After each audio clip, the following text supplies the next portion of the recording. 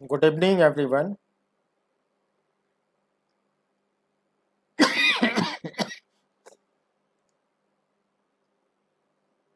पिछले एपिसोड में मैंने आपको अच्छे अच्छे न्यूमेरिकल्स कराए, बट वो लेवल 1 और लेवल 2 उनका टफनेस लेवल था। और आज मैं जो कराने जा रहा हूँ उसका टफनेस लेवल लेवल 3 होगा। बच्चों, ऐसे क्वेश्चन जो आज मैं कराने जा रहा हूँ ज़्यादातर जेई एडवांस में पूछा गया है। जिन बच्चों को जेई एडवांस के लिए प्रिपरेशन करनी है, आई मीन वो सीरियस है, वो थोड़ा फोकस रहेंगे, सीरियस रहेंगे और कंसंट्रेट रहेंगे, तो उनको पूरी तरह से बात समझ में आएगी और उनको फ़ायदा होगा। So let start. इस क्वेश्चन में 8 केजी ब्लॉक और उसके ऊपर एक 4 केजी ब्लॉक रखा हुआ है। इन दोनों के बीच म्यू1 की वैल्यू 0.2 और हॉरिजॉन्टल प्लेन और 8 केजी के बीच म्यू2 की वैल्यू 0.4 गिवन है। 8 केजी ब्लॉक पे पुलिंग फोर्स 100 न्यूटन लगा है। तो ऐसा ही एक सिमिलर क्वेश्चन में पिछले एपिसोड में कराया था, लेकिन वहाँ पे 40 न्यूटन का फोर्स था। नतीजा क्या हुआ कि यहाँ स्लाइडिंग नहीं हुआ। तो पिछले एपिसोड में यहाँ स्लाइडिंग नहीं हुआ, जब ये मूव नहीं करेगा तो फिर ये भी मूव नहीं करेगा, दोनों का एक्सलेशन 0 आया था। आज मैंने इस फोर्स को लार्ज कर दिया है, इतना लार्ज कर दिया है कि ये मूव करेगा। जब ये मूव करेगा तो मैं ये सिखाऊंगा कि यहाँ पे क्या होगा, आई मीन यहाँ स्लाइडिंग होगा या नहीं होगा, उसको सॉल्व करने का टेक्निक क्या है ये मैं बता रहा हूँ। तो जैसा मैंने पिछले एपिसोड में आइडिया दिया था कि अगर अपर ब्लॉक पे कोई डायरेक्ट पुलिंग फोर्स नहीं होता तो हमें ये समझ नहीं आता कि इधर जाएगा या इधर जाएगा, और इसके बॉटम पे 8 केजी फ्रिक्शन किधर लगाएगा और फ्रिक्शन किधर लगाएगा, स्लाइडिंग होगा या नहीं होगा, ये डिसाइड करना बड़ा मुश्किल होता है। तो ये क्वेश्चन थोड़ा सा लेंदी की कैटेगरी में आता है। तो जैसा मैं पिछले एपिसोड में ये सिखाया कि जब भी ऐसी सिचुएशन आती है तो हम लोग एक एजम्पशन लेते हैं, there is no sliding between the two blocks. इन दोनों के बीच में कोई रिलेटिव मोशन नहीं है और ये दोनों साथ साथ चलेंगे, ऐसा एजम्पशन लेते हैं। मेरा एजम्पशन गलत हो सकता है, वो हमें बाद में पता चलेगा, लेकिन मैंने ज़बरदस्ती का एक एजम्पशन लिया है कि दोनों चलेंगे तो साथ साथ चलेंगे। पर प्यारे बच्चों, सबसे पहले मैं ये चेक करूँगा कि इस वाले सरफेस पर स्लाइडिंग होगा कि नहीं। तो इसको चेक करने के लिए पहले दोनों को मिलाकर एक सिंगल बॉडी डिफाइन करोगी, उसका फ्री बॉडी डायग्राम बनाओगी। देखो कैसे करोगी।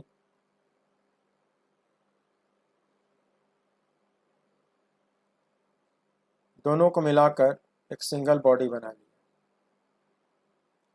रेड कलर से मैंने सिस्टम की बाउंड्री दिखा रखी है। अब इस बाउंड्री पे बाहर से लगने वाले सारे रियल एक्सटर्नल फोर्स दिखाओगे। 100 न्यूटन पहले से लगा हुआ है, इसका वेट 120 न्यूटन डाउनवर्ड आएगा। इसके बॉटम पे रफ सरफेस का नॉर्मल रिएक्शन इनटू अपवर्ड आएगा। और ऑब्वियसली 100 न्यूटन इसको राइटवर्ड पुल करना चाहेगा, तो ये जो हॉरिजॉन्टल सरफेस है इसको रोकने की कोशिश करेगा और फ्रिक्शन लगाएगा बैकवर्ड डायरेक्शन में, सपोज डिनोटेड बाई F2। अभी तक मैं ये सिखाया हूँ, यहाँ पे स्लाइडिंग चेक करने के लिए F2 की लिमिटिंग वैल्यू निकालनी पड़ती है। हाउएवर इसमें वर्टिकल डायरेक्शन में तो मोशन नहीं होएगा, तो वर्टिकल डायरेक्शन में न्यूटन्स फर्स्ट लॉ लगाओगे, सिग्मा Fy 0 करोगे। कैसे करोगे देखो किया हो। Sigma Fy 0 N2 minus 120 equals 0, then N2 equals 120 newton. N2 तो आ गया। स्लाइडिंग चेक करने के लिए बच्चों F2 की लिमिटिंग वैल्यू निकालो। यहाँ म्यू का सिंगल वैल्यू दिया है, तो लिमिटिंग वैल्यू और काइनेटिक फ्रिक्शन दोनों बराबर होगा। फॉर्मूला बनेगा μ2 N2, ये हो गया 0.4, ये हो गया 120, आएगा 48 न्यूटन। प्यारे बच्चों, लिमिटिंग वैल्यू आ गया 48 न्यूटन। सिस्टम पे पुलिंग फोर्स है 100। तो पुलिंग फोर्स ज़्यादा है, तो स्लाइडिंग तो कंफर्म हो गया यहाँ पे। 100 newton is greater than F2 limiting, hence there will be sliding over the floor. Confirm हो गया।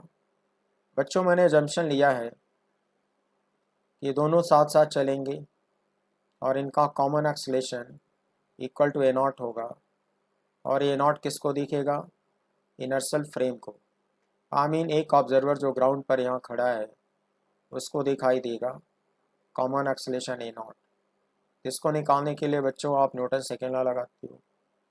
पूरे सिस्टम पे हॉरिजॉन्टल डायरेक्शन में न्यूटन सेकेंड लॉ लगा दो।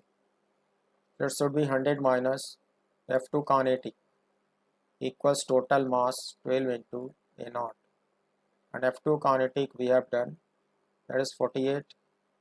So इसको सिंप्लीफाई करो, A0 की वैल्यू आती है 13/3 मीटर पर second square scene by inertial frame.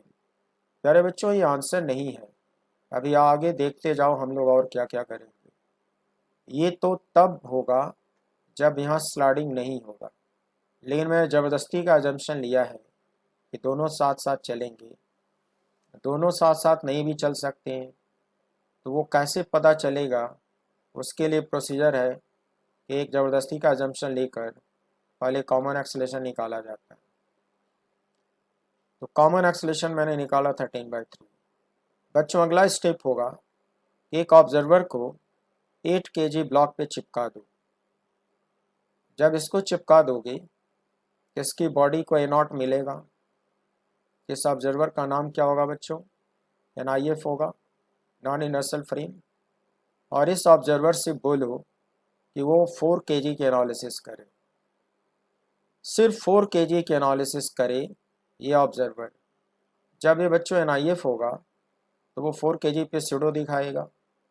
तब 4 kg का फ्री बॉडी डायग्राम बनाओ, एनालिसिस NIF से करवाओ, और तब देखो कि यहाँ पे क्या होने वाला है। इसके लिए नीचे आ जाओ बच्चों, फिगर बी पे आ जाओ।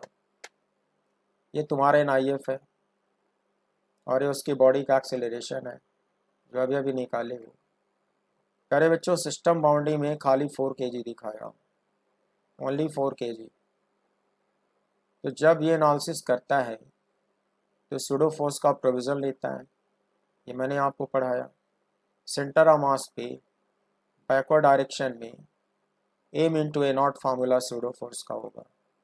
सो m इज़ 4 और A0 होता है बच्चों acceleration of the observer, acceleration of NIF।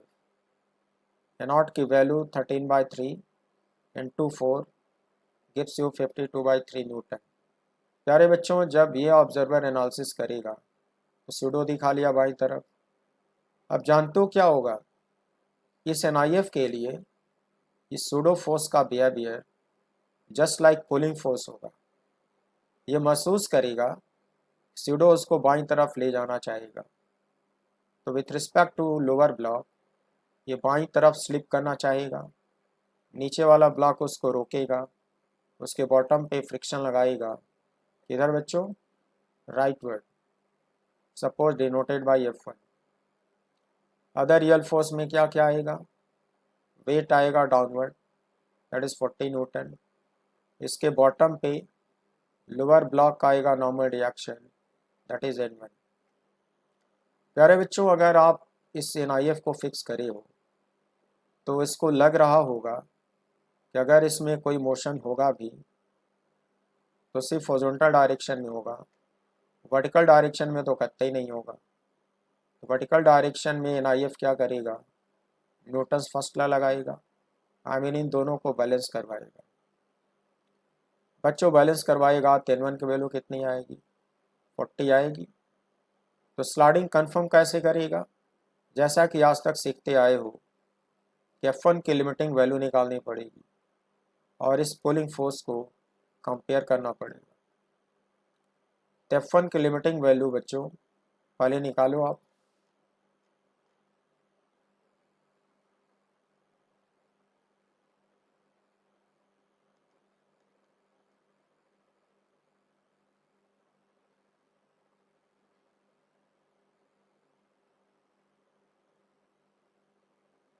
देखो यहाँ पे किया हूँ, F1 की लिमिटिंग वैल्यू, F1 की काइनेटिक वैल्यू सेम आएगी क्योंकि म्यू की वैल्यू सेम है।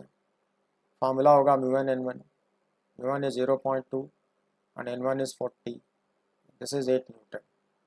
प्यारे बच्चों F1 की लिमिटिंग वैल्यू आपने निकाली 8 न्यूटन, लेकिन जो स्यूडो फोर्स दिखाए हो जिसको पुलिंग फोर्स कहा गया वो 52/3 है।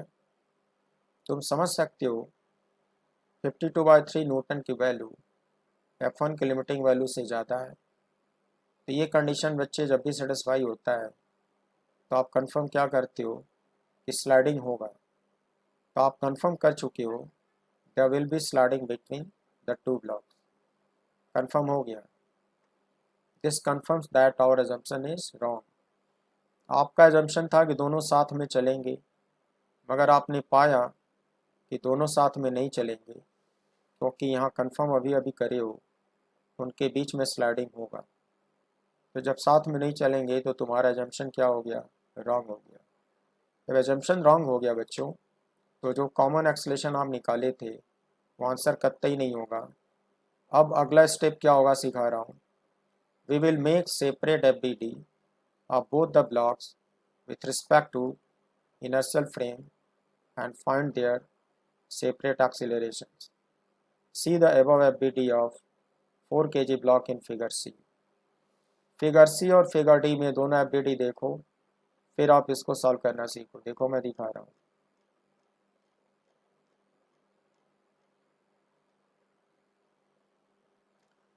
तुम कंफर्म कर चुके हो कि यहाँ पे स्लाइडिंग होगा। तो जब स्लाइडिंग होगा तो ये जो F1 था अब ये काइनेटिक बन गया और इसके लिमिटिंग वैल्यू काइनेटिक वैल्यू बराबर होगी और वो आप पहले से निकाले पड़े हो 8 न्यूटन। तब क्या करो, इसका FBD जो आप बनाओगे वो इनर्शियल फ्रेम में बनाओगे। अब एनालिसिस इनर्शियल में करोगे। क्यों करोगे, क्योंकि एक्सेलरेशन का आंसर जो दिया जाना है वो अंडरस्टूड है कि इनर्शियल में दिया जाना है। तब इनर्शियल में एनालिसिस करोगे प्यारे बच्चों तो सूडो का प्रोविजन नहीं लोगे। इसके FBD में जो पिछली बार सूडो आप दिखाए थे उसको आप मत दिखाओ, मगर फ्रिक्शन तो रियल फोर्स है ये तो आप दिखाओगे, वेट रियल है दिखाओगे, नॉर्मल रिएक्शन रियल एक्सटर्नल है दिखाओगे और फिर से बैलेंस कराओगे। n1 तो 40 का 40 रहेगा। अब इस 4 kg ब्लॉक पर एक अकेला एक्सटर्नल हॉरिजॉन्टल फोर्स है, दैट इज F1 इक्वल्स 8। यही फोर्स रिस्पॉन्सिबल है इसको राइटवर्ड ले जाने के लिए। तो जब आप इस पे न्यूटन सेकेंड लॉ लगाओगे इक्वेशन बनाओगे 8 equals mass into A1, I mean 8 equals 4 into A1। Solve करोगे बच्चों A1 की वैल्यू आ जाएगी 2, A1 आ जाएगी 2 मीटर पर सेकंड स्क्वायर। अभी मैं दिखा दूंगा आगे किया हूँ। तो फिगर सी से प्यारे बच्चों आपने A1 निकाला तो आ गया 2 मीटर पर सेकंड स्क्वायर। इसके ठीक नीचे फिगर डी है, इसमें 8 kg का फ्री बॉडी डायग्राम। और ये एनालिसिस कौन करेगा, ऑब्वियसली इनर्शियल करेगा क्योंकि A2 का आंसर इनर्शियल को देना है। तो प्यारे बच्चों सबसे पहले इस वाले सरफेस पर एक्शन रिएक्शन वाली थ्योरी से पहले आप इस पे कांटेक्ट फोर्स दिखाओ। इसके बॉटम पे n1 8 kg ने लगाया था, इसका बॉटम इसके टॉप पर n1 डाउनवर्ड लगाएगा। एक्शन रिएक्शन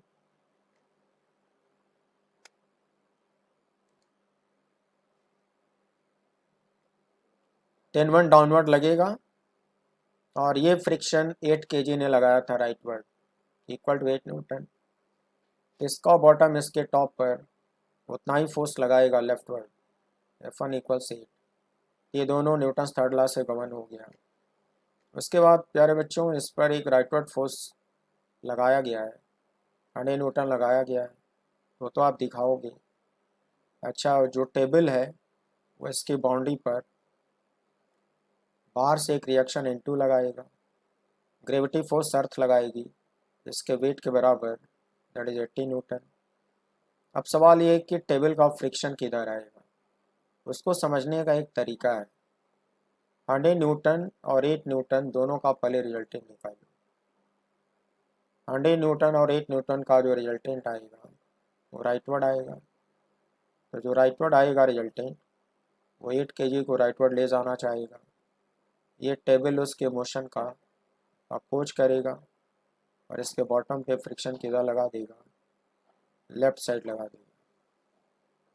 तभी ये नहीं पता है कि कितना लगेगा, स्टैटिक होगा कि काइनेटिक होगा, लेकिन F2 लेफ्ट साइड में लग जाएगा।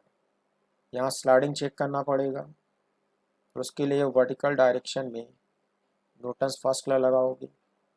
Upward force is balance by downward force N1 and 80। तो ये हो जाएगा N2 इक्वल्स N1 प्लस 80।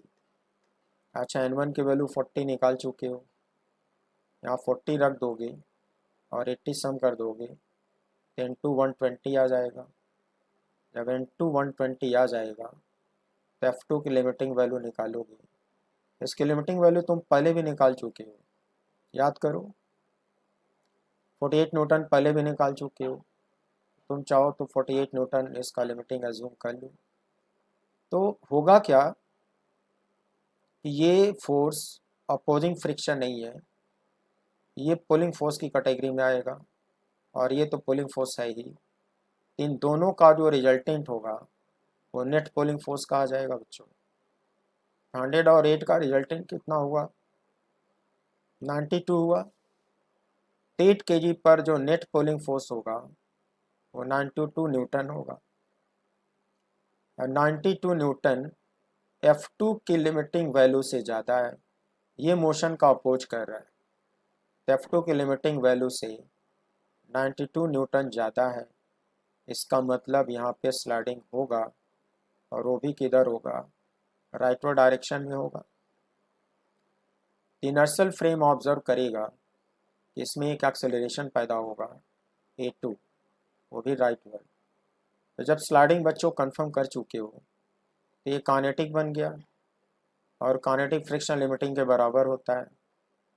तो ये तो 48 कहलाएगा ही, और ये तो 8 था ही, और ये तो 100 था ही।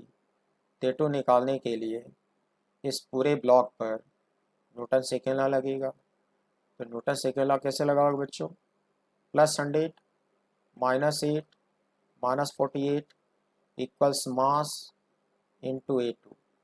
अब देखो मैं इसको सॉल्व करके दिखाया हूँ।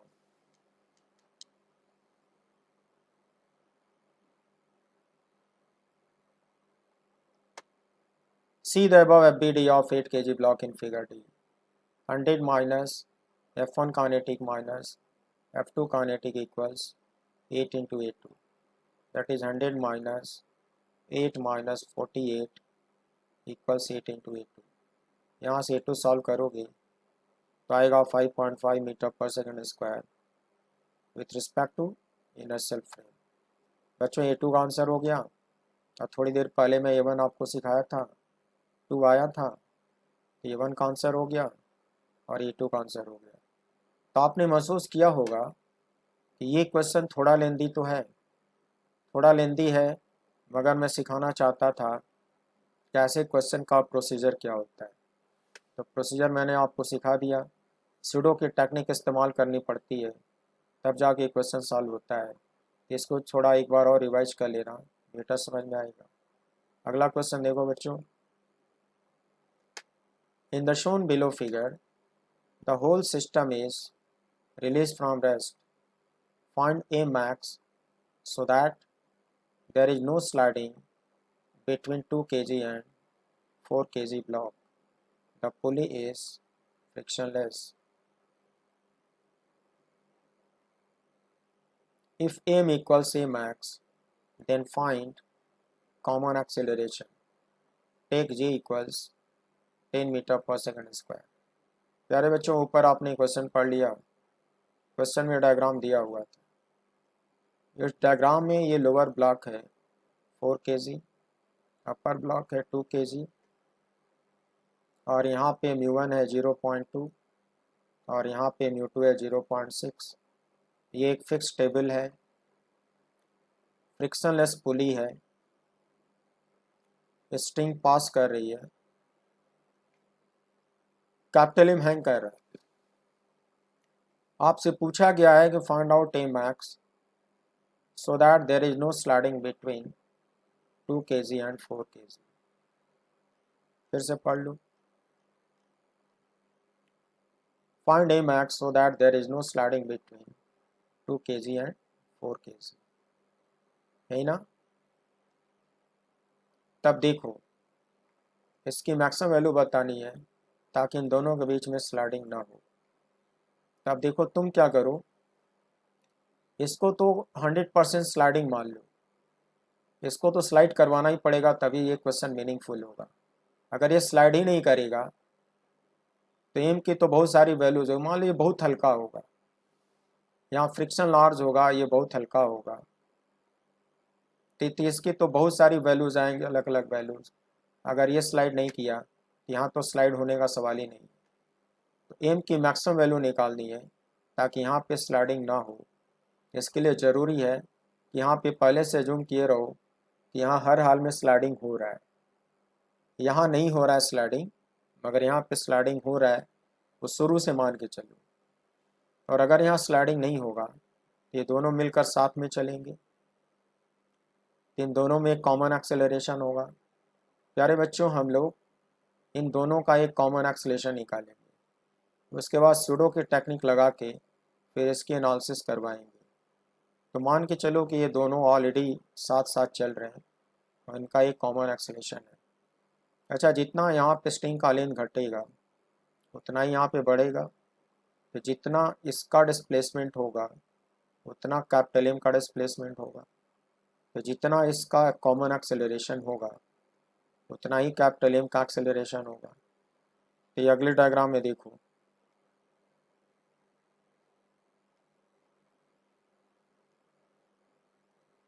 मैंने यहाँ पे बीडी बना रखा है बच्चों, एनालिसिस इनर्शियल में करवा रहा हूँ। फिक्स टेबल है, इस पर एक ऑब्जर्वर को चिपका दो, उसको इनर्शियल फ्रेम कहा जाएगा।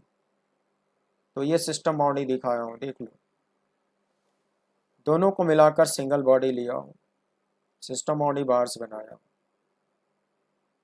बच्चों एनालिसिस इनर्शियल करेगा तो खाली रियल फोर्स दिखाएगा। जब फ्रिक्शनलेस पुली होती है तो दोनों तरफ टेंशन सेम होता है, तो यहाँ पे टी राइटवर्ड दिखाओगे। यह टेंशन इस पूरे सिस्टम को राइटवर्ड खींचना चाहेगा, तो टेबल फ्रिक्शन डेवलप करेगा किधर बच्चों, लेफ्ट साइड। अच्छा, मैंने बताया कि इनको शुरू से स्लाइडिंग मानो।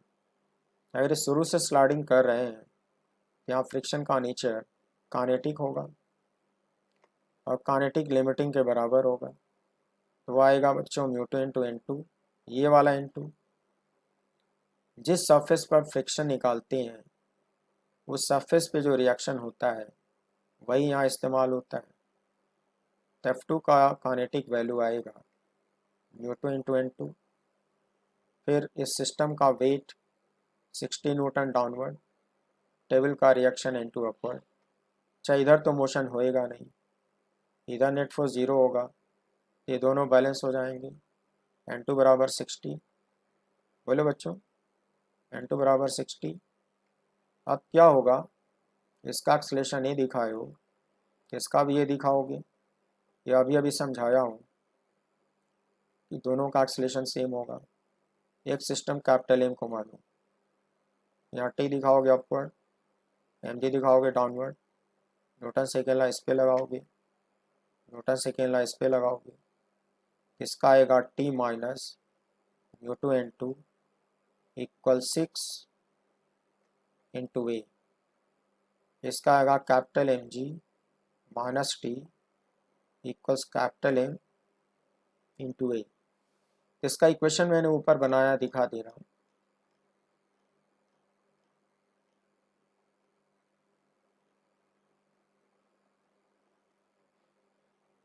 देखो, see the below FBD of capital M. तो कैपिटल एम पे न्यूटन सेकेंड ला ऐसे लगेगा। अभी अभी सिखाया हूँ कि इक्वेशन कैपिटल एम का बनेगा एम जी माइनस टी बराबर M A, equation 1। Then below FBD of 2+4 system. तो ये तो मैं सिखा दिया हूँ कि वर्टिकल डायरेक्शन में न्यूटन सेकेंड लॉ लगेगा, सॉरी फर्स्ट लॉ देखो लगा दिया, 10⁻60 आ चुका है, हॉरिजॉन्टल डायरेक्शन में सेकेंड लॉ लगाओगे। इक्वेशन कैसे बनेगा बच्चों, T-F2 इक्वल 6 है, F2 की वैल्यू पुट कर दिया, रख दिया, μ2 इंटू N2 की वैल्यू रख दिया, यहाँ तक आ गया, यहाँ तक आ गया। ये थर्ड इक्वेशन, ये सेकंड इक्वेशन और ये फर्स्ट इक्वेशन। फर्स्ट और थर्ड को एक साथ ले लो, सॉल्व करना सीखे होगे। फर्स्ट और थर्ड को अगर सम किया जाए, जोड़ दिया जाए, तो -t और +t कैंसिल होगा, लेफ्ट साइड में बचेगा mg, g को 10 ले लो, यहाँ आएगा 10m, यहाँ आएगा -36 और ये हो जाएगा ma + 6a, इसमें से ही कॉमन ले लो। अब तुम समझ रहे होगे कि 6 + m से डिवाइड करोगे तो a की वैल्यू इतनी आ जाएगी। a की वैल्यू मैंने कैपिटल M के टर्म में निकाला, वो आ गया इक्वेशन नंबर 4। इक्वेशन नंबर 4 में a की वैल्यू m के टर्म में आया। अब इक्वेशन कंप्लीट नहीं हुआ है, क्वेश्चन अभी जारी है। अब एक NIF को फिक्स करो 4 kg ब्लॉक पर। NIF is fixed to the 4 kg block moving with acceleration a। अब देखो मैं ऑब्जर्वर को कैसे फिक्स करता हूँ।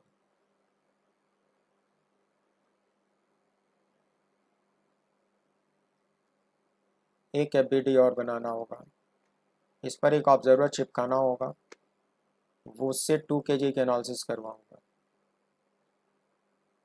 और 2 kg के एनालिसिस करवा के जो कंडीशन है यहाँ इस्तेमाल करूँगा। इस पर एक ऑब्जर्वर चिपकाया जाएगा, उसकी बॉडी को ये वाला एक्सेलेरेशन मिलेगा। इस ऑब्जर्वर को कहा जाएगा नॉन इनर्शियल फ्रेम, तो वो इसकी एनालिसिस करेगा, तो सूडो का प्रोविजन लेगा। देखो अच्छा,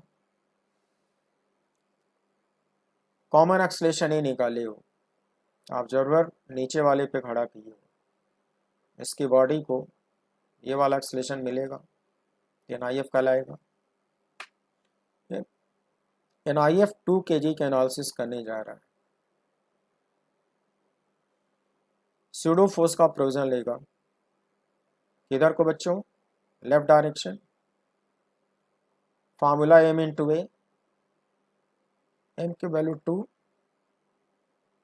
और a की वैल्यू जो ऊपर निकाले हो, ये हो गया सूडो फोर्स। सूडो फोर्स इस ब्लॉक के लिए पुलिंग फोर्स की तरह काम करेगा। पुलिंग फोर्स बाईं तरफ होगा, तो बाईं तरफ स्लिप करना चाहेगा, तो नीचे वाला ब्लॉक क्या करेगा, फ्रिक्शन लगाएगा राइटवर्ड, फ्रिक्शन का डायरेक्शन राइटवर्ड आ गया। अब क्या होगा, नीचे वाला ब्लॉक इसके बॉटम पे N1 लगाएगा, अर्थ इस पे ग्रेविटी फोर्स लगाएगी 20 Newton, but how over vertical direction में मोशन होगा नहीं, ये दोनों बैलेंस हो जाएंगे, N1 20 आएगा। अगर क्वेश्चन की कंडीशन है कि यहाँ पे स्लाइडिंग होना नहीं चाहिए, शुरू में ही कहा गया है कि स्लाइडिंग होना नहीं चाहिए, मतलब प्यारे बच्चों अगर स्लाइडिंग नहीं होगा तो इस ऑब्जर्वर को ये रुका हुआ दिखेगा, रुका हुआ दिखेगा तो ऑब्जर्वर इधर को न्यूटन्स फर्स्ट लॉ लगाएगा, आई मीन स्टैटिक फ्रिक्शन ये कहलाएगा, क्योंकि यहाँ कोई स्लाइडिंग नहीं होना है। तो ऑब्जर्वर F1 को सूडो से बैलेंस करवाएगा, देखो करवाया हूँ, N1 20 आ गया, सिग्मा FX 0, ये सूडो उसके F1 से बैलेंस करा दिया और F1 का नेचर स्टैटिक होगा। तो हम लोग बच्चा थ्योरी में पढ़े हुए हैं, for no sliding static friction should be less और इक्वल टू लिमिटिंग फ्रिक्शन। ये हम लोग ग्राफ में पढ़े हुए थे कि अगर स्लाइडिंग नहीं होगा तो फ्रिक्शन का नेचर स्टैटिक होगा और स्टैटिक फ्रिक्शन लिमिटिंग वैल्यू से छोटा ही होता है, क्रिटिकल कंडीशन में इक्वल होता है, अदरवाइज ये लेस ही होता है। F1 की वैल्यू ला के यहाँ रख दो और F1 की लिमिटिंग वैल्यू यहाँ रख दो, फिर μ1 और n1 की वैल्यू यहाँ पे रख दो, फिर होगा 2 LSR = 4, 2 से डिवाइड कर दो, LSR = 2 मीटर पर सेकंड स्क्वायर।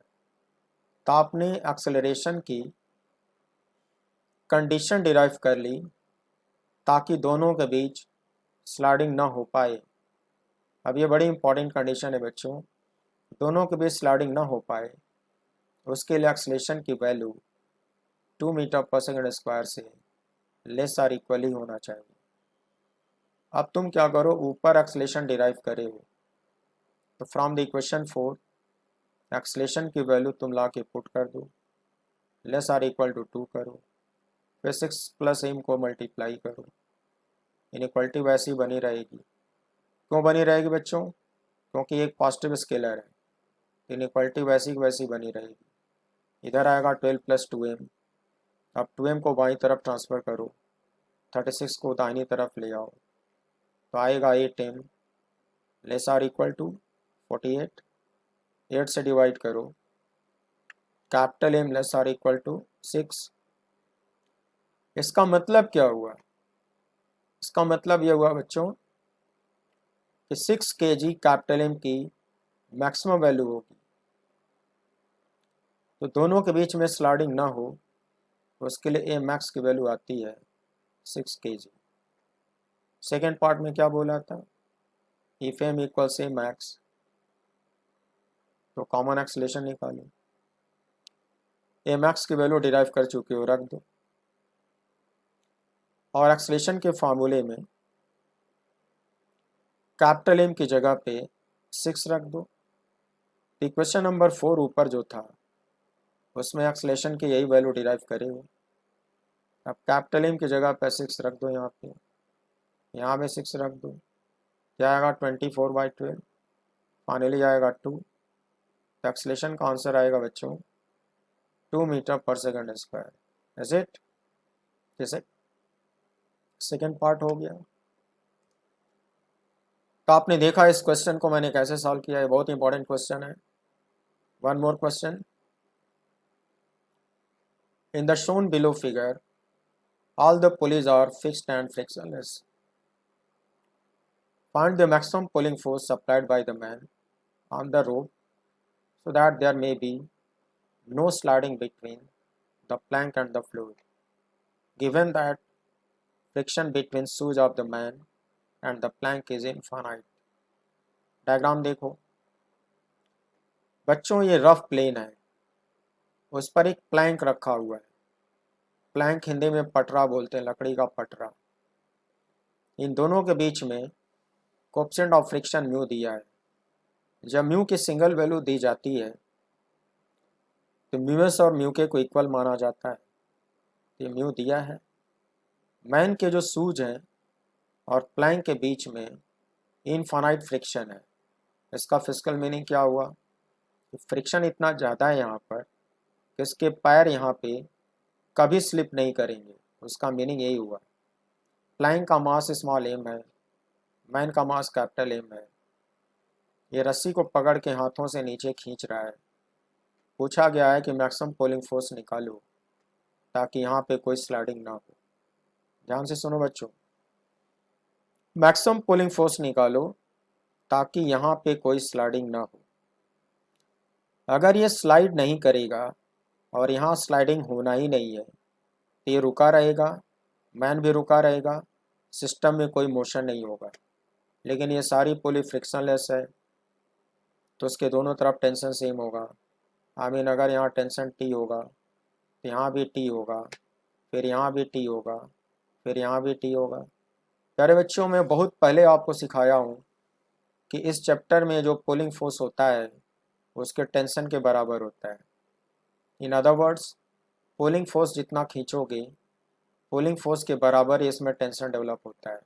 ये मैं सिखा चुका हूँ कि जितना पुलिंग फोर्स डाउनवर्ड लगाएगा उतना उसके रस्सी में टेंशन पैदा हो जाएगा। तो टेंशन ही पुलिंग फोर्स है, दिमाग में रखो, टेंशन ही पुलिंग फोर्स है। तो यहाँ टी, यहाँ भी टी, यहाँ भी टी, यहाँ भी टी। पूरा सिस्टम स्टेशनरी होगा। तो एनालिसिस कैसे होगी देखो, जो मैक्सिमम पुलिंग फोर्स होगा वही मैक्सिमम टेंशन होगा, क्योंकि पुलिंग फोर्स और टेंशन दोनों इक्वल होते हैं, ये मैं पहले सिखा चुका हूँ। एफबीडी कैसे बनाओगी, मैन प्लस प्लैंक को सिस्टम ले लो और एफबीडी बनाओ। देखो डायग्राम देखो, whole of the man and this plank, this is system boundary shown by red colour. Red colour से मैंने सिस्टम बाउंड्री दिखाया है। अब बाउंड्री रोप को या स्ट्रिंग को जहाँ जहाँ काटेगी वहाँ वहाँ टेंशन दिखाना पड़ेगा। बाउंड्री ने यहाँ काटा तो यहाँ पे टेंशन राइटवर्ड दिखाओगी। पहले सिखाया हूँ कि टेंशन हमेशा टेंजेंशियल और आउटवर्ड्स ऑन द ऑब्जेक्ट दिखाती है। तो ये आपका सिस्टम हो गया, इसको ऑब्जेक्ट बोलो, उस पर टेंशन को आउटवर्ड्स दिखाओ, टेंजेंशियल दिखाओ। यहाँ भी टेंशन आउटवर्ड दिखाओगे, टेंजेंशियल दिखाओगे। इनर्शियल फ्रेम एनालिसिस हो रही बच्चों, वैसे भी यहाँ मोशन तो है नहीं, तो पूरे सिस्टम का वेट डाउनवर्ड दिखाओगे। टोटल वेट होगा m प्लस एम जी। फिर इस प्लैंक पर इस सरफेस का नॉर्मल रिएक्शन दिखाओगे। ये पुलिंग फोर्स राइटवर्ड ले जाना चाहेगा, तो ये जो सरफेस है इसको स्लाइड करने से रोकेगा और फ्रिक्शन किधर लगाएगा, लेफ्ट साइड। जब स्लाइडिंग होना ही नहीं है इसका नेचर स्टैटिक होएगा। एनालिसिस इनर्शियल फ्रेम ऑब्जर्वर जो ग्राउंड पे है वो करेगा, इधर नेट फोर्स जीरो करेगा, इधर भी नेट फोर्स जीरो करेगा। जब वर्टिकल डायरेक्शन में नेट फोर्स जीरो करेगा तो upward force T, upward force N minus M plus M G बराबर जीरो। जब इधर तुम नेट फोर्स जीरो करोगे तो rightward force plus T, leftward force minus F equals zero. देखो मैं इक्वेशन कैसे बनाता हूँ, न्यूटन्स फर्स्ट लॉ लगाता हूँ, sigma F X zero that is T minus F equals zero, then T बराबर एफ, इक्वेशन 1। वर्टिकल डायरेक्शन में Newton's first law, sigma F was zero, N plus T minus total weight equals zero, then N equals this total, say equation number 2। For no sliding theory क्या पढ़े हो बच्चों, for no sliding यहाँ पे ये static friction हुआ, limiting से less or equal होना चाहिए। Static friction should be less or equal to limiting friction. और इक्वेशन 1 से एफ की वैल्यू टी के बराबर निकाले हो, तो यहाँ एफ की जगह पे टी रख दो और लिमिटिंग का फार्मूला म्यू इंटू एन रख दो, और एन की वैल्यू जो इक्वेशन 2 में निकाले हो उसको ला के यहाँ पे रख दो। देखो म्यू को टी में मल्टीप्लाई करो, माइनस म्यू टू को बाईं तरफ ले आओ, टी ले लो कॉमन, ये टर्म बचा रहेगा, इनइक्वालिटी अपनी जगह पे बनी रहेगी। आई मीन ये मैंने रिपीट कर दिया। 1 प्लस म्यू से डिवाइड कर दो, 1 प्लस म्यू एक पॉजिटिव क्वांटिटी है तो इनइक्वालिटी बनी रहेगी, यहाँ से कैंसिल आउट होगा और यहाँ डिवाइड हो जाएगा, कुछ ऐसा आएगा। तो आपने प्रूफ करा है बच्चों कि टेंशन की वैल्यू इस पूरी क्वांटिटी से छोटी होनी चाहिए, तो ये खुद क्या कहलाएगा, टेंशन की मैक्सिमम वैल्यू। टेंशन की मैक्सिमम वैल्यू को पुलिंग फोर्स की मैक्सिमम वैल्यू मानी गई है, तो पुलिंग फोर्स की मैक्सिमम वैल्यू का यही आंसर होएगा। किस तरह से टी मैक्स आपने निकाल लिया, और T max is also called P max. ये क्वेश्चन सॉल्व हो गया बच्चों। एक क्वेश्चन और देखो, आपको लग रहा होगा कि ये सब क्वेश्चन बड़े स्पेशल है। इन the shown below figure find P max so that there may be no sliding between the two blocks। बच्चों यहाँ तो म्यू जीरो दिया है, यहाँ तो फ्रिक्शन बिल्कुल नहीं है, लेकिन यहाँ पे इस सरफेस के लिए म्यू दिया है यहाँ पे फ्रिक्शन होगा। एक फ्रिक्शनलेस पुली से स्ट्रिंग गुजर रही है, दोनों ब्लॉक बंधे हुए हैं। कैपिटल एम पे पुलिंग फोर्स बाई तरफ है, इसकी मैक्सिमम वैल्यू पूछा है। कंडीशन है कि यहाँ स्लाइडिंग ना हो।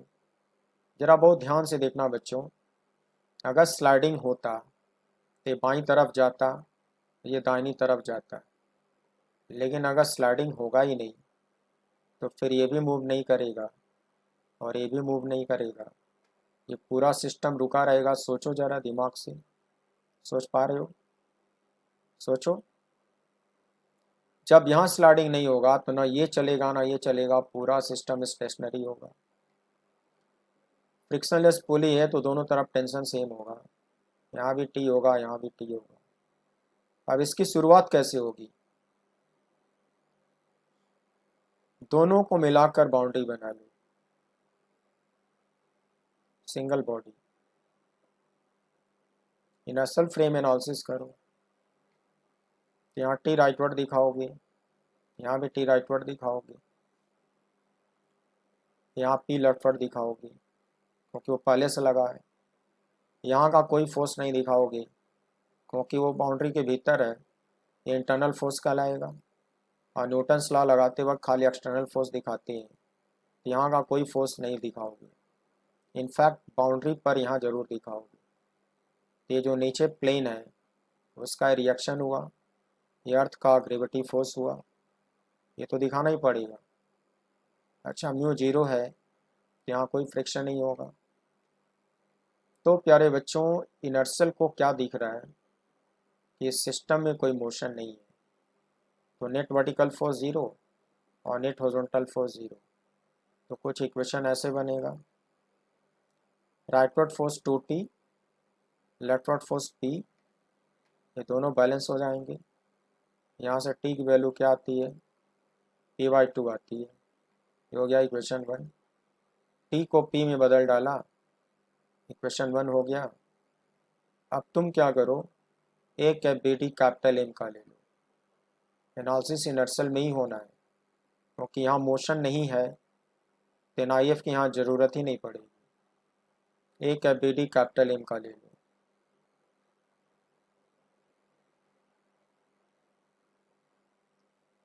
एनालिसिस इनर्शियल करेगा, तो ये जो बाउंड्री दिखाए हो बच्चों, स्ट्रिंग को यहाँ काटेगी, यहाँ टी दिखाना पड़ेगा और ये फोर्स पी है। एन डैश नीचे वाले ब्लॉक का रिएक्शन है और अर्थ का gravity force capital M G downward होगा, ये दोनों बैलेंस हो जाएंगे। बच्चों में फ्रिक्शन राइटवर्ड क्यों दिखाया? क्योंकि खींचने का काम तुम बाई तरफ कर रहे हो, तो अगर ये मूव करेगा बाई द वे तो पी के कारण करेगा और बाई तरफ ही जाएगा। तो जब ये बाई तरफ जाना चाहेगा तो नीचे वाला ब्लॉक इसके मोशन को रोकेगा और इसके बॉटम पे फ्रिक्शन दाहिनी तरफ लगाएगा। तुम भी महसूस करो कि फ्रिक्शन दाहिनी तरफ होगा कि नहीं।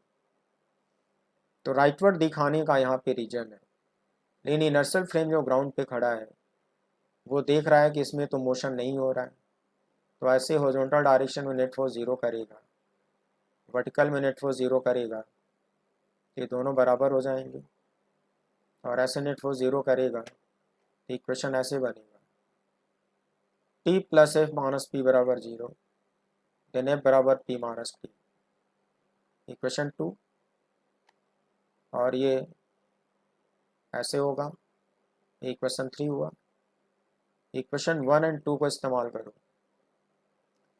बच्चों। इक्वेशन 1 में टी की वैल्यू निकाले पड़े हो, टी की वैल्यू कितना निकाले थे? p/2। इक्वेशन 2 में p/2 ला के रख दो और f की वैल्यू सॉल्व करो, तो डिफरेंस करोगे तो कितना आएगा? p/2। बच्चों, जब स्लाइडिंग नहीं होना है इसका नेचर तो प्योरली स्टैटिक फ्रिक्शन होगा। एफ की वैल्यू स्टैटिक फ्रिक्शन है और आपने कितना निकाल लिया? p/2। फिर फ्रिक्शन की थ्योरी जो पढ़े हो वो लगा दो। For no sliding between the two blocks static friction should be less और इक्वल टू लिमिटिंग फ्रिक्शन। और एफ की वैल्यू p/2 यहाँ रख दो, लिमिटिंग फ्रिक्शन की वैल्यू यहाँ रख दो। एन डैश की वैल्यू mg निकालो, यहाँ रख दो, 2 से मल्टीप्लाई कर दो, यहाँ तक आ जाओ। तो आपने कंडीशन डिराइव किया कि P should be less or equal to twice mu mg। मतलब ये खुद क्या है, वो इस P का मैक्सिमम वैल्यू है। तो P मैक्स डिराइव करके आता है ट्वाइस म्यू mg। इस तरह से क्वेश्चन सॉल्व होगा। स्टॉपिंग डिस्टेंस का एक क्वेश्चन देखो। Unloaded car moving with velocity u on a rough horizontal road can be stopped on a distance s by applying hard brakes if the passenger add 40% to its weight, then the stopping distance at velocity u is now। 4 option दिया हुआ है, तो मैं इसको solve करना सिखाता हूँ, देखना।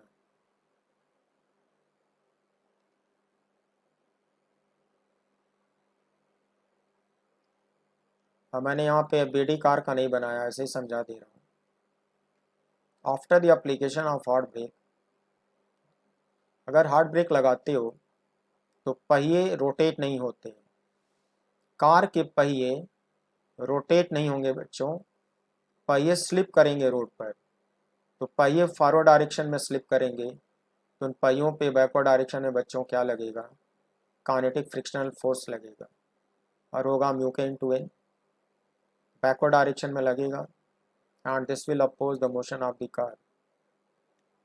अच्छा, अगर रोड को हॉरिजॉन्टल माना जाए तो चारों पहियों पर रिजल्टेंट रिएक्शन अपवर्ड आएगा और कार के वेट को बैलेंस कर लेगा, एन बराबर mg। तो ये जो काइनेटिक फ्रिक्शन है बच्चों, कार को रिटार्ड कराएगा। Only horizontal force acting on the car in backward direction is mu k into n। ये रिटार्ड कराने का काम करेगा।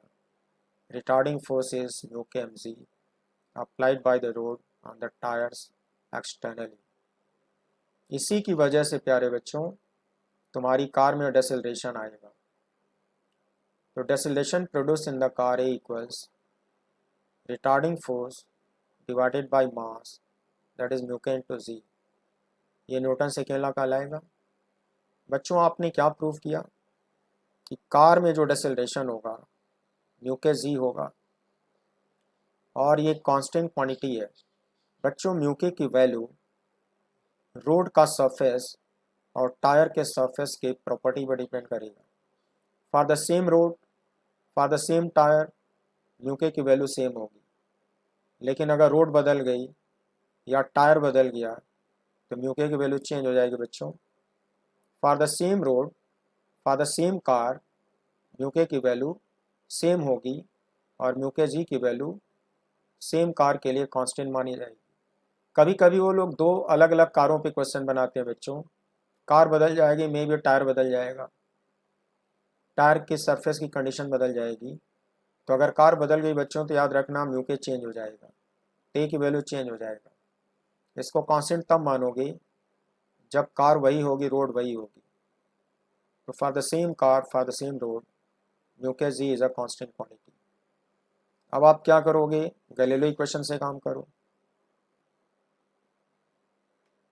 Since the deceleration is constant, we can apply third Galileo's equation, final velocity square, initial velocity square, minus 2a into s।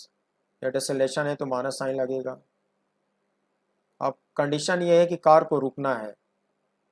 अगर car को रुकना है तो फाइनल वेलोसिटी 0 हुआ बच्चों, initial velocity u minus 2a into s। इसको बाईं तरफ ले आओ और इसका फार्मूला बना लो। इसका फार्मूला आता है u स्क्वायर अपॉन 2a।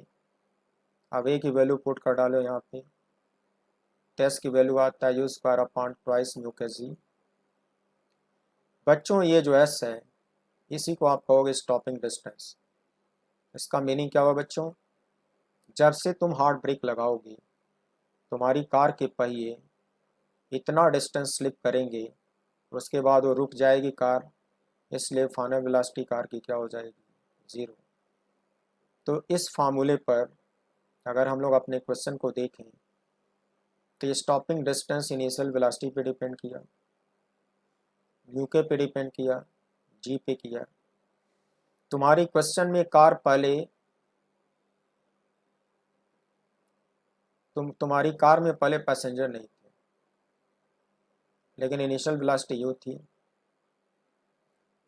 बाद में कार का वेट बढ़ जाता, पैसेंजर बैठ जाते हैं, तो भी इनिशियल वेलोसिटी तो यू ही बोला है।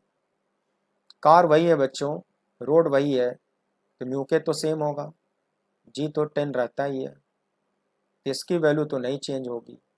अच्छा, दोनों कंडीशन में यू सेम दिया है, इसका मतलब ये पूरा का पूरा चेंज नहीं होगा। जब वो कार में पैसेंजर नहीं थे तब भी यस था, पैसेंजर बैठ जाने के बाद भी ये यस का ऐसे ही रहेगा, क्योंकि ना तो यू चेंज हुआ है ना तो म्यू के चेंज हुआ है। तो मैंने यहाँ रिमार्क लगाया बच्चों, stopping distance S does not depend upon mass of the car, hence for the same car on the same road for the same initial speed u, stopping distance will also remain the same। बच्चों इसका option A answer होगा।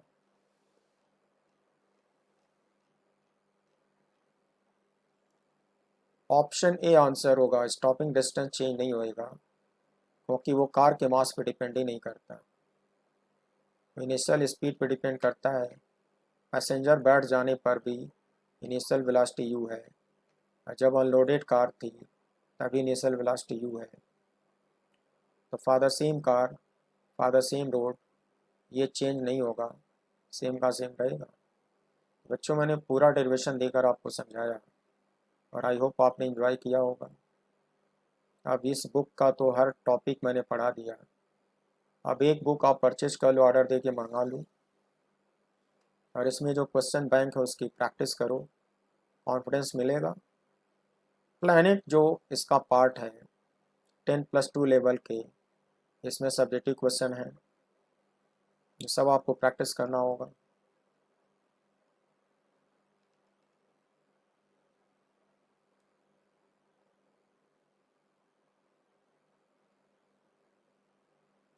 सारे subjective question है school level के, confidence के लिए practice करना होगा।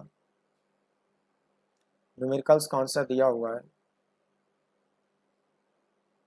इसके बाद इसमें एक पार्ट और है,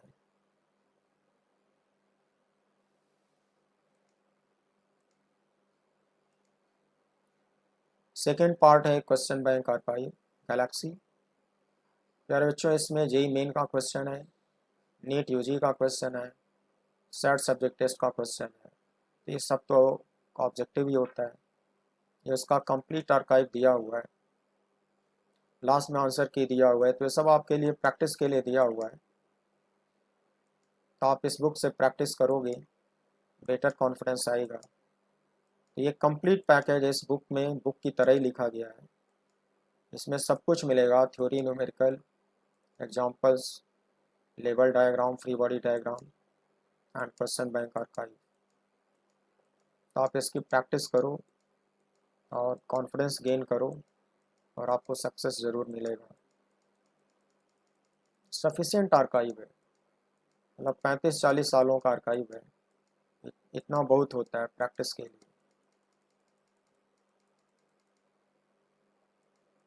तो मैंने इस चैप्टर को, Newton's laws of motion and friction को, कई सारे एपिसोड्स में बहुत डिटेल में लेवल 1, लेवल 2, लेवल 3 सारे क्वेश्चन कराते हुए मैंने अपना काम तो अच्छे से किया है।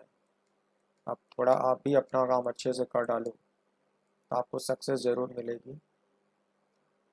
बच्चों ये इसमें आंसर की भी दिया है, इस आर्काइव में टोटल 148 क्वेश्चन है, उसका आंसर की आपके सामने है। ये बुक आप ले लो, ऑर्डर करके मंगा लो, प्रैक्टिस करो, कॉन्फिडेंस गेन करो, कंपटीशन को क्रैक करो।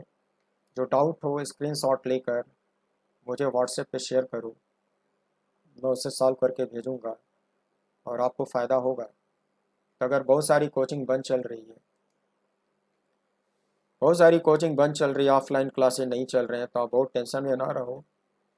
ये जो हम लोग ऑनलाइन फैसिलिटी आपको दे रहे हैं, इससे भी आप फ़ायदा उठा सकते हो और फ़ायदा उठाकर कंपटीशन क्रैक कर सकते हो और सक्सेस गेन कर सकते हो। आई होप आपने फ्रिक्शन वाले एपिसोड को एंजॉय किया होगा और मुझसे कुछ सीखने की कोशिश करी होगी। मैं आपसे उम्मीद करता हूँ कि आप बहुत अच्छा रिजल्ट दोगे। सो प्यारे बच्चों, इतनी देर तक मेरे साथ बने रहने के लिए thank you very much and wish you good night. फिर मिलते हैं अगले एपिसोड में। नेक्स्ट एपिसोड मेरा यूनिट्स एंड मेजरमेंट पे होने जा रहा है। वो भी बहुत इंपॉर्टेंट टॉपिक है। उसमें कुछ तो डायमेंशन एनालिसिस पे अच्छे अच्छे क्वेश्चन पूछे जाते हैं और मेजरमेंट्स में मेजरिंग इंस्ट्रूमेंट्स पे क्वेश्चन होते हैं। वर्नियर कैलिपर्स पे होगा, स्क्रू गॉज पे होगा और स्पेक्ट्रोमीटर पे होगा। हर कंपटीशन में बच्चों उस चैप्टर से 2 क्वेश्चन जरूर आते हैं। एरर एनालिसिस का मैं 2 एपिसोड पहले ले चुका हूँ, उसमें थ्योरी और न्यूमेरिकल में करा चुका हूँ। जो लोग नहीं पढ़े हैं मेरे वीडियो को रिवाइज करके सीख लेंगे। तो अगला एपिसोड मेरा यूनिट्स एंड मेजरमेंट्स टॉपिक पे होने जा रहा है और आप बने रहना और उसे भी आप एंजॉय करना। Thank you very much.